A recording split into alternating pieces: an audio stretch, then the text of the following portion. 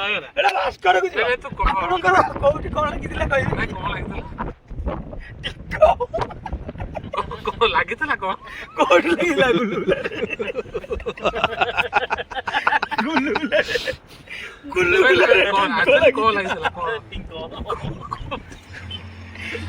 କୋଉଠି ଲାଗିଥିଲା ଆଳୁ ଚପ ଦେ ଠିକ ରେ ଗୁଲୁଗୁଲାରେ ଆଳୁ ଚପ ପ୍ରକୃତରେ କୋଉଠି ଲାଗିଥିଲା ଗୁଲୁଗୁଲାରେ ଆଳୁ ଚପ ଦେ ରସଗୋଲା କଦଳୀ ରେକର୍ଡିଂ କରୁଛି ଛାଡ଼ିବୁନି କୋଉଠି ଲାଗିଥିଲା ସେଠି କ୍ରିକେଟ ବୋଧେ ମାଗେ ବାରିଆଡେ ଝାଡା ଗଲାବେଳେ ବିଲ କଟା ହେଇଛି ଲାଗି ଯାଇଛି ଆଉ ବସିଲା ବେଳେ ତଳେ କଣ ଘୁଷୁରୁ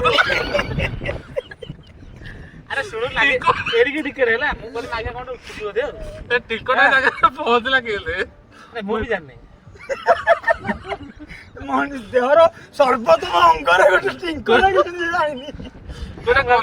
ଖରାପ ବୋଲି କଣ ଉଠିଛି ଭାବିଲି ମାଗେ ଯେ 2-3 ଦିନ ଗଲା ପିଡ଼ା ହେଲା ଏଇଟା ମାଗେ ମୁଁ ଛୁଆଇ ପାରିଲିନି ହାତ ମାରି ପାରିଲେ କଣ ଉଠିଛି ମାଗେ ହଉନି ମାଗେ ଛିଣ୍ଡେଇ ଦେବି ଯାଉଛି ଆଉ ମାଗେ ରହିଲେନି ଭିଟିକି ଉପାର ଦେଲା ଯେ ମାଗେ ଟିଙ୍କ ଯନ୍ତ୍ରପାତି ନଷ୍ଟ ହେଇନି ତ ନାଇଁ ଗୋଟେ କଥା କହି ଖରାପ ହେଇନି ଟିକେ 2-4 ଦିନ କାଟିଲା ଆଉ ନାଇଁ ନାଇଁ ଟିକଟା କୁକୁରଟା ଜର ହେଇଗଲା ସେ ଟିଙ୍କ ଭାବନେଲା ଜର ଟିଙ୍କ ରହିଲେ କାମରେ ଜର ମୁଁ ବୁଝୁଛି ଯେ ଟିଙ୍କଟା କଣ କୁକୁର ଦେହ ରହିଥିଲା ଆଉ କେ ଲେଟ୍ ପହଞ୍ଚିଲା ଅଜାଗାରେ କିନ୍ତୁ ପହଞ୍ଚିଲା ଓଡିଆ ପଶି ଟିକର କଣ ଡେରା ଅଛି ସେ ଉଡିବ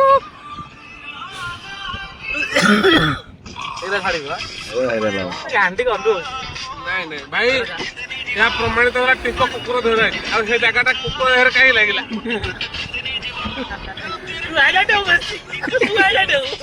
ଛାଡ଼ିଦବ ନିର୍ଲଜା ସାର୍ ମତେ ବାଡକୁ ଛାଡ଼ି ଦେଇଛ ଇଏ ଛାଡ଼ିଦବ